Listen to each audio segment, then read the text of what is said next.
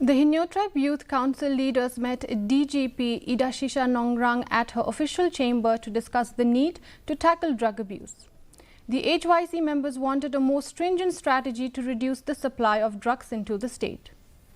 The HYC suggested that the police, the Border Security Force and the Customs and Central Excise should conduct joint operations and share information on drugs by pooling in resources to effectively tackle the menace of drugs.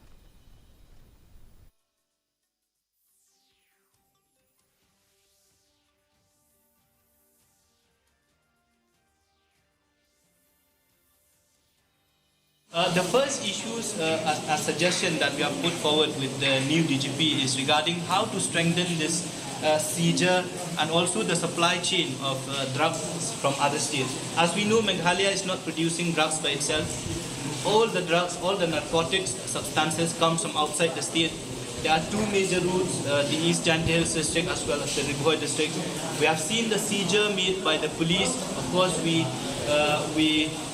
congratulate the police department for taking proactive steps to check the supply chain of, into the state of Meghalaya, especially in Shillong. But we also understand that these are minimum, because if you go around Shillong, mostly in those hotspot areas. Hinyotrap Youth Council